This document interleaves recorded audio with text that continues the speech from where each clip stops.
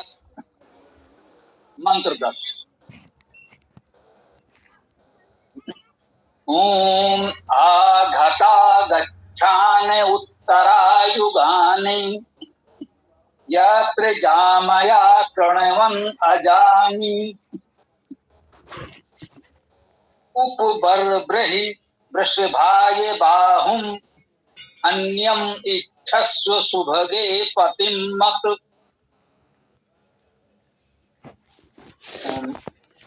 आ उपसर्ग अव्यय सम्यक समन्तात के अर्थ में घा निपात है। निपात भी अव्यय या उपसर्ग जो भी कह लें अव्यय ही होते हैं। बस एक वर्ण के छोटे छोटे ये निपात होते हैं, इनका विशेष निश्चित अर्थ नहीं होता। बात पर बल देने के लिए कहा जाता है, जिसे हम लोग हिंदी में कहते हैं ही या की, उसको उसी अर्थ में लेते हैं। ता अर्थात वे सर्वनाम है। ता वे घा ही वे ही उत्तरा अर्थात उत्तर उच्चतर। ये ध्यान दिए गए है उत्तरा।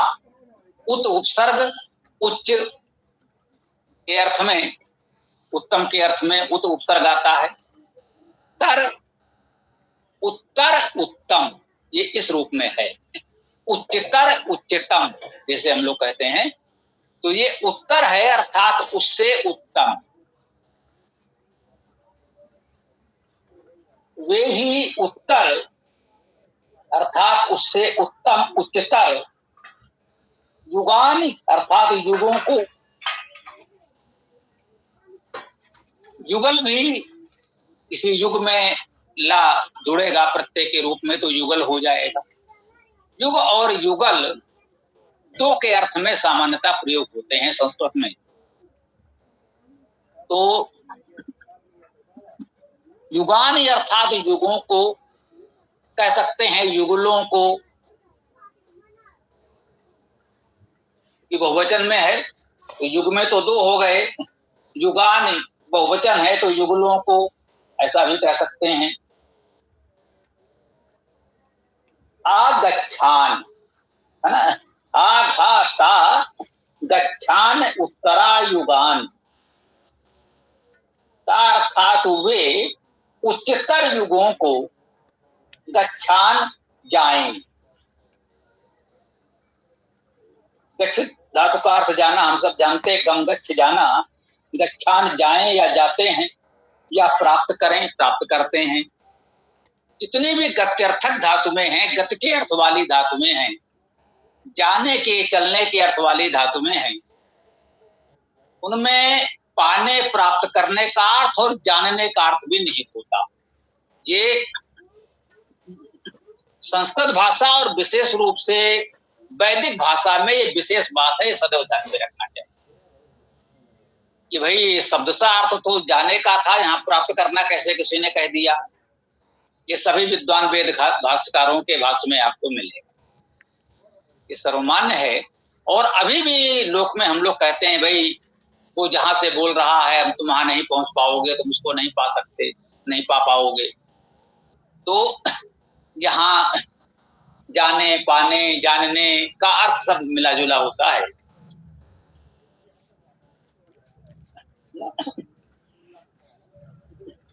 हम वहां नहीं जा सकते या उसे नहीं पा सकते, उसे नहीं जान सकते, तो इस अर्थ में आता है आघता गच्छान उत्तरायुगानि। वे उच्चतर युगों को सम्यक समन्तात रूप से जाएं प्राप्त करें। यत्र जामया प्रणवन अजामि। यत्र अर्थात जहां, सर्वनाम है, वैसे तो अव्यय भी है। यत्र तकनीकी रूप से देखें तो अव्यय ही कहा जाएगा, इसमें और कोई विभक्ति तो लगनी नहीं। तो यत्र अर्थात जहां, जामया खिलाने वाले, जम धातु का अर्थ है खाना, तो जाम हो गया खिलाना, जैसे पठ पढ़ना, पाठन पढ़ाना, चल चलना, चालन प्रचालन संचालन चलाना। तो ये है जामया अर्थात खिलाने वाले, कृणवन करते हुए, क्रिया धातु करना, गणमन करते हुए अजामी, अजामी का अर्थ कह लीजिए नहीं खिलाने वाले, नहीं खिलाने योग्य भोजन से तृप्त, ये एक भावार्थ किया गया है, पुस्तक में लिखा है हमने।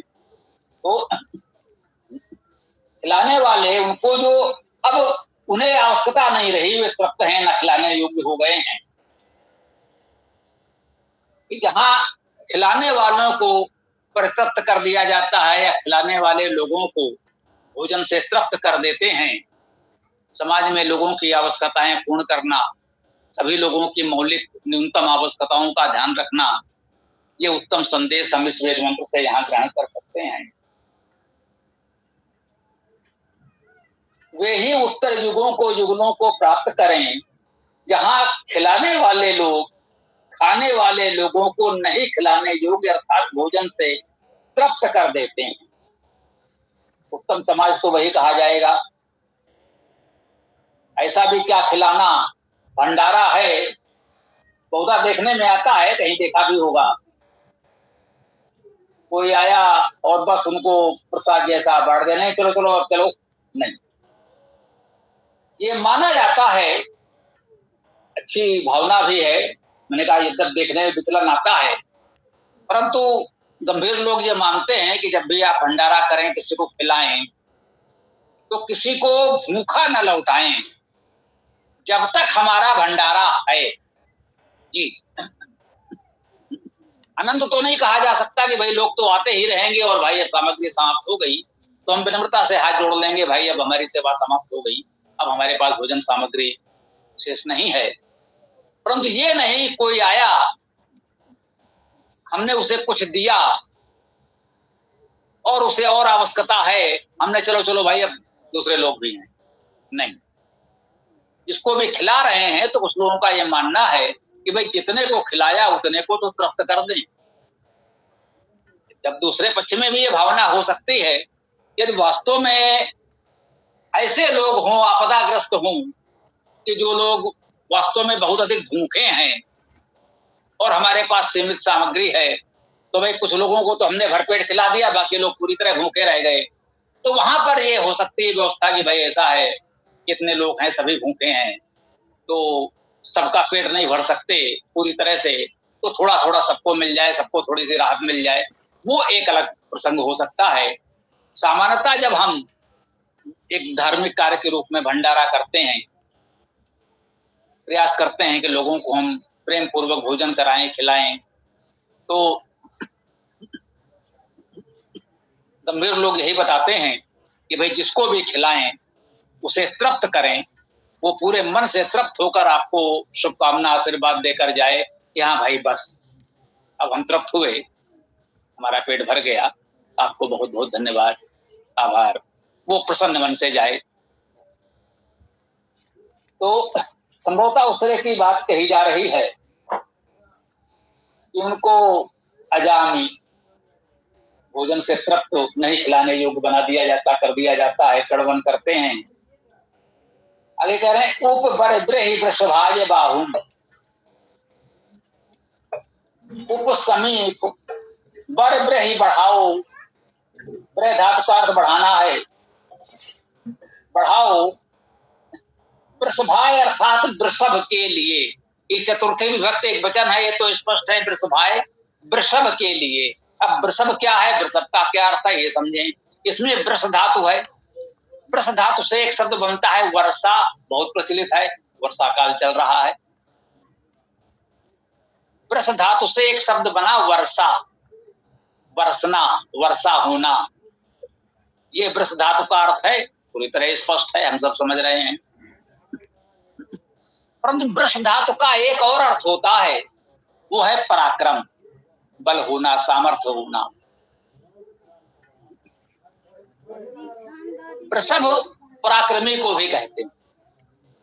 सम्मान से शक्तिशाली वीर योद्धाओं को वृषभ कहा जाता है, वेद में आया। देव शक्तियों को, देवगणों को वृषभ से भी संबोधित किया जाता है। वृषभ अर्थात पराक्रमी, जो पराक्रमी है, समर्थ है, बलवान है, वो वर्षा करने वाला भी होगा, विसिंचन करने वाला भी होगा। जिसके पास कुछ होगा नहीं वो क्या बरसाएगा। ये कह रहे हैं जो समर्थ हैं, बलवान हैं, साधन संपन्न भी हैं, वे वृषभ समाज में करुणा की वर्षा भी करें। जो भी हमारे पास शक्ति सामर्थ्य संसाधन हैं उसे समाज के लिए बरसाएं भी, अभिसिंचन करें, लोगों को भी दें, लोगों को भी उसका लाभ मिले। उपबरब्रहे वृषभाय बाहुम, बरब्रहे अर्थात बढ़ाओ, बाहुम माने हाथ को, अपने हाथ को बढ़ाओ।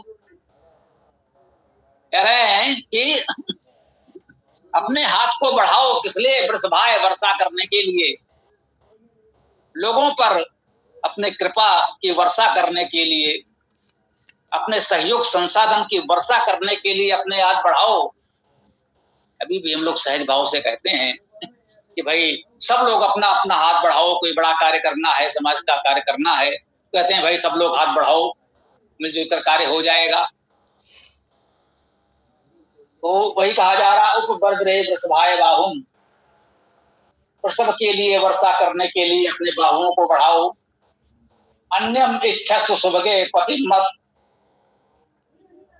एक बार और कहा जा रहा है, जो ये आह्वान कर रहा है कि समाज में अभिसिंचन के लिए, वर्षा के लिए, लोगों को सहयोग बरसाने के लिए हाथ बढ़ाओ, तो ये भी कह रहा है कि अन्यम इच्छस्सु, अन्यम अर्थात अन्य को, द्वितीया विभक्ति एक वचन कर्मकारक, अन्यम अन्य को, इच्छस्सु अर्थात इच्छा करो। ये इस इच्छ धातु है, इच्छा करने के अर्थ में इच्छस्सु, इस पर समझ में आ रहा है स्वयं ही तकनीकी रूप से कौन सी धातु कही गई उसकी आवश्यकता ही नहीं है यहाँ तो, है ना। अन्यम इच्छस्सु, अन्य को चाहो, अन्य की इच्छा करो। सुभगे, हे सुभग, हे उत्तम सेवा में, सुसर्ग है सुंदर उत्तम के अर्थ में। भग शब्द भज सेवायाम धातु से बनता है, अर्थात भज धातु का अर्थ है सेवा करना। सुभग का अर्थ हुआ उत्तम सेवायुक्त। अब उत्तम सेवायुक्त कौन? जो उत्तम सेवा करे, जो समाज की उत्तम सेवा करते हैं उन्हें भी हम सुभग कहते हैं। इस सुभग का ही एक रूप कह लीजिए थोड़ा विकसित हो गया है जी, ये अभ्रंश नहीं हुआ है, ध्यान दीजिएगा, मैं कह रहा हूं विकसित हो गया है। अभ्रंश होता है कि सही शब्द थोड़ा बोलचाल में बिगड़ जाता है, वर्ण परिवर्तन हो जाता है, तो उसे कहते हैं अभ्रंश हो गया। हम कह रहे हैं विकसित हो गया है। सुभगे हम कहते हैं सौभाग्यशाली। सुभग अर्थात सौभाग्य। सुभग का परिष्कृत रूप हो गया सौभाग्य। कहते हैं भाई मैं बड़ा भाग्यशाली हूं, सौभाग्यवान हूं,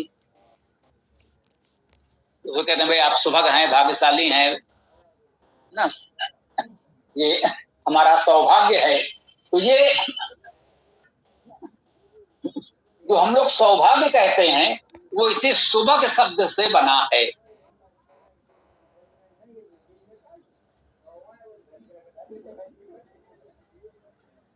जैसे घुर से घोर बनता है, चुर से चोर बनता है, चौर्य कर्म होता है चोरी का कार्य। देखिए व्याकरण में तो सब में एक ही लगती है, कार्य अच्छा बुरा हो सकता है, लेकिन व्याकरण सबके साथ एक है। एक ने इसी बात को थोड़ा परिहास के रूप में भी कहा,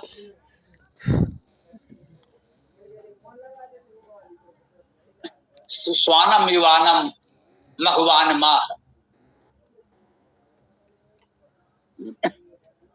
अतद्धिते पाणिन रेक सूत्रे स्वानम युवानम मघवान माह।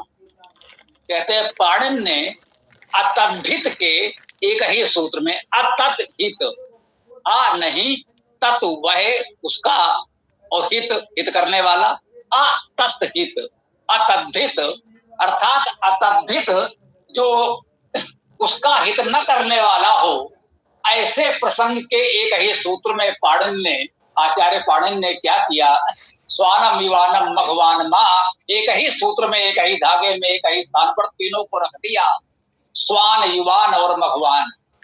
देखिए प्रत्यय सब में वान लगा है, तो पाणिनि ने ये अतद्धित प्रत्ययवान समझाया। और कैसे समझाया बोले, देखिए युवान यु में लगा तो युवान हो गया, मघ में लगा मघवान हो गया, स्वा में लगा तो स्वान भी हो गया, तो उसे स्वान भी उन्होंने बना दिया। स्वानम युवानम मघवान माह। स्वान एक पशु विशेष है, कुत्ता, कुकुर। युवा हम सब जानते हैं, युवा युवान। और मघवान अर्थात धनवान, विशेष धनवान ऐश्वर्यवान होने से इंद्र को भी मघवान कहते हैं। तो पौराणिक संदर्भ में आप इंद्र भी कह सकते हैं, शाब्दिक अर्थ में धनवान तो होता ही। तो व्याकरण तो सब में एक सी लगती है। सुभग अर्थात सौभाग्यशाली, सुभगे संबोधन में है, हे सौभाग्यशाली, अन्यम इच्छस्व, अन्य को चाहो, अन्य की इच्छा करो। तो हमसे तो जो बन पड़ रहा है हम कर ही रहे हैं। हम लोगों का भी आह्वान कर रहे हैं कि भाई आप भी हाथ बढ़ाओ, और आप भी हाथ बढ़ाओ, सब लोग हाथ बढ़ाओ समाज में सहयोग के अभिसंचन करने के लिए। तो साथ में ये भी कह रहे हैं, सब लोग हाथ बढ़ाओ, अब केवल मुझ पर ही निर्भर मत रहो। अन्य इच्छस्व, अन्य को चाहो, अन्य की इच्छा करो। पति मत, मत अर्थात मुझसे, पंचमी विभक्ति सर्वनाम है। मुझसे, पतिम अर्थात अधिपति को, पालन रक्षण करने वाले को, ऐश्वर्यशाली को, अपना अधिपति, अपना नेतृत्व मुझसे अतिरिक्त, मुझसे अन्य, किसी अन्य को भी सौंपो। अब कह रहे हैं अन्य इच्छस्व मत, मुझसे अन्य किसी और को चाहो, उसे अपना अधिपति बनाओ। भाई हमने जितना बन पड़ा आपकी सेवा की है, तो भाई कब तक केवल हमारे ऊपर ही निर्भर रहोगे? एक ना एक दिन तो सबकी सामर्थ्य समाप्त होगी।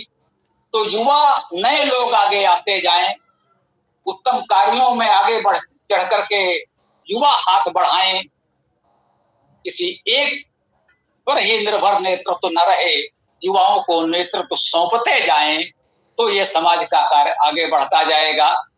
अभी मन में आया, और समाज के विषय में ऐसा बहुत कहा जा रहा है, और समाज में जो शिथिलता है उसका एक कारण ये भी कहा जाता है कि अधिकांश लोग वो पदों पर बैठे हैं, प्रधान और मंत्री बने हुए, जिनके पुत्रों नहीं पौत्रों को अब उन पद पर होना चाहिए। आयु के दृष्टि से जो बैठे हैं उनके पुत्र नहीं, अब पौत्रों को आगे आ जाना चाहिए, और वो स्वयं ही पद छोड़ने के लिए तत्पर नहीं है, उत्सुक नहीं है। तो जब बूढ़ा नेतृत्व होगा, अब हम सब बूढ़े हो गए हैं, स्पष्ट है, हम सब युवा तो नहीं है। इसीलिए हम अपने अनुभव से कहना चाहते हैं कि यदि हम पर ही सबको निर्भर रहेगा तो हम पर तो उतनी सामर्थ्य नहीं है। इसीलिए हम चाहते हैं कि अब युवा आगे आए। युवाओं तुम सब हाथ बढ़ाओ, मंत्र में कहा जा रहा है, और मुझसे अन्य किसी को अपना अधिपति, नेतृत्व, नायक बनाओ, अपने में से किसी को उठाओ और इस दायित्व को संभालो, तो ये वेद का कार्य समाज में चलता रहे। आज का मंत्र इतना सुंदर संदेश हमको दे रहा है। इसके साथ ही हम इस मंत्र की व्याख्या को यहाँ विराम देते हैं। आप लोगों का अपना जो भी प्रश्न विचार आदि हो प्रस्तुत कर सकते हैं। ओम।